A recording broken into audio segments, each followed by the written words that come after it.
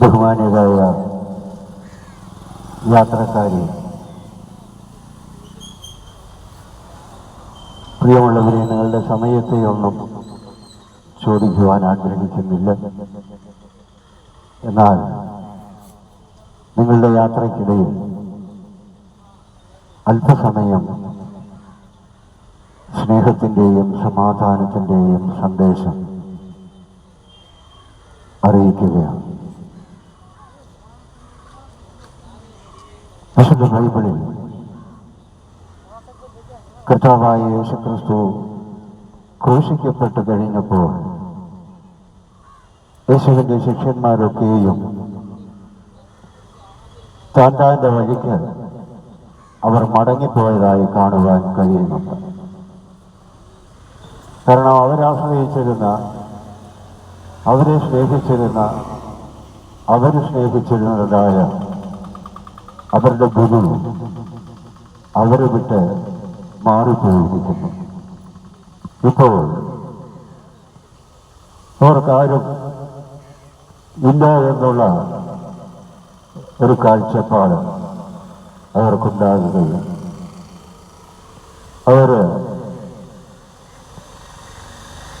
ഇനിയിപ്പോൾ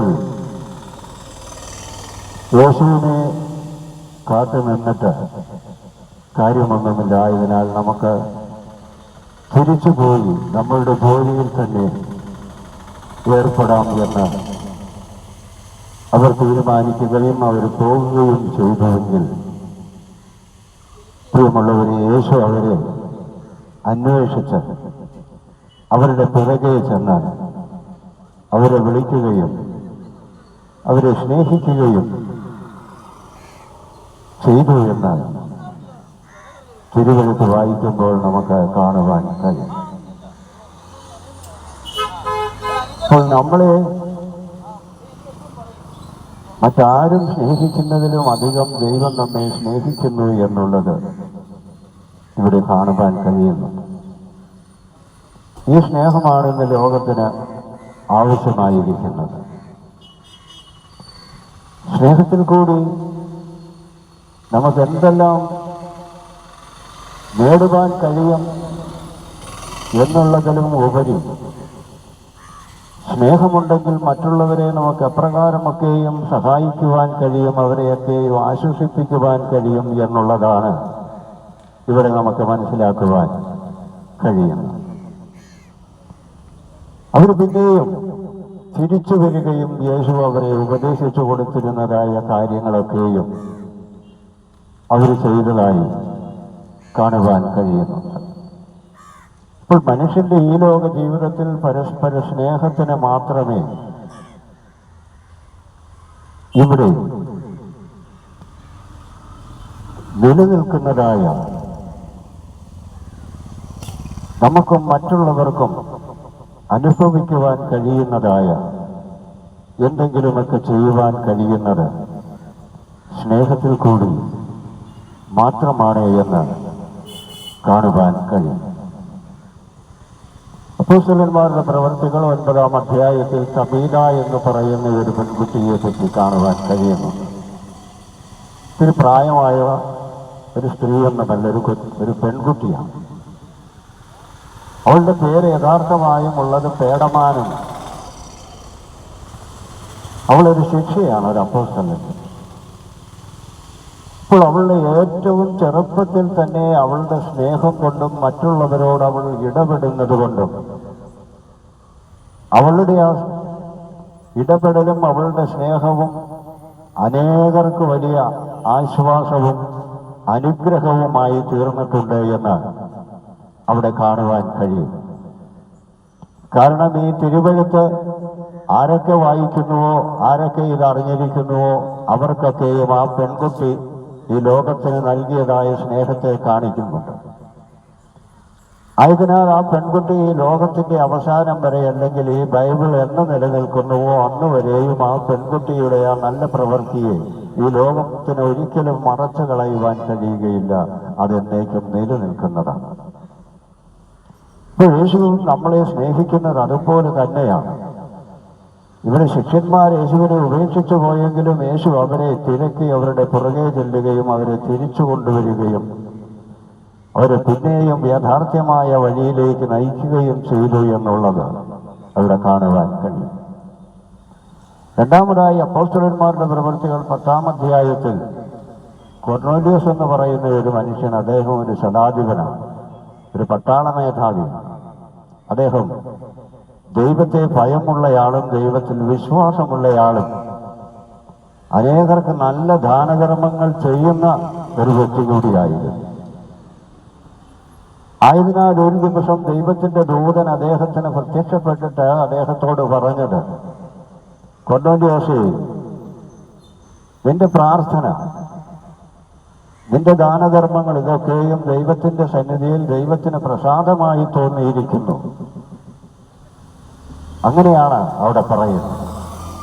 അപ്പോൾ ദൈവത്തിന് പ്രസാദമുള്ള ഏറ്റവും ഉന്നതമായ ഒരു പ്രവൃത്തിയാണ് സ്നേഹം. അതിൽ കൂടി മറ്റുള്ളവർക്ക് നൽകുവാൻ കഴിയുന്നതായ ആശ്വാസം അത് നമ്മുടെ ഹൃദയത്തിലുണ്ട്. എന്നാൽ അത് കൂടുതൽ അത് പ്രകാശിപ്പിക്കണമെങ്കിൽ, അത് പ്രവർത്തന മേഖലകളിൽ എത്തിച്ചേരണമെങ്കിൽ തീർച്ചയായും നമുക്ക് ദൈവത്തിൽ ആശ്രയിക്കുക തന്നെ വേണം എന്നുള്ളതാണ്. അപ്പോൾ നാം ദൈവത്തിൽ ആശ്രയിക്കുമ്പോഴാണ് ദൈവത്തിൻ്റെ സ്നേഹം നമ്മളിൽ നിറയുന്നതും നമ്മളിൽ നിന്ന് അത് മറ്റുള്ളവരിലേക്ക് പകരപ്പെടുവാനും ഇടയാകുന്നത് എന്ന് ഇവിടെ തിരുവചനത്തിൽ കൂടി നമുക്ക് കാണുവാൻ കഴിയുന്നുണ്ട്. അപ്പോൾ നമുക്ക് വേണ്ടത് സ്നേഹമാണ്, നിഷ്കളങ്കമായ സ്നേഹം. അത് നമ്മോട് നമുക്ക് തോന്നുന്നത് പോലെ തന്നെ മറ്റുള്ളവരോടും ആയിരിക്കണം. അങ്ങനെ നമുക്ക് നമ്മുടെ ഹൃദയത്തിൽ ആ സ്നേഹം ദൈവത്തിൻ്റെ സ്നേഹമായി മാറുകയും ആ ദൈവികമായ സ്നേഹം മറ്റുള്ളവരിലേക്ക് പകരപ്പെടുകയും ഈ ലോകത്തിനത് ബോധ്യപ്പെടുകയും ചെയ്യുമ്പോഴാണ് യഥാർത്ഥമായും നാം നമ്മുടെ ജീവിതത്തിൻ്റെ ലക്ഷ്യത്തിൽ എത്തിച്ചേർന്നിരിക്കുന്നതായി നമുക്ക് തോന്നുവാനും അനുഭവിക്കുവാനും കഴിയുന്നത് എന്ന് തിരുവചനത്തിൽ കൂടി മനസ്സിലാക്കുവാൻ കഴിയും.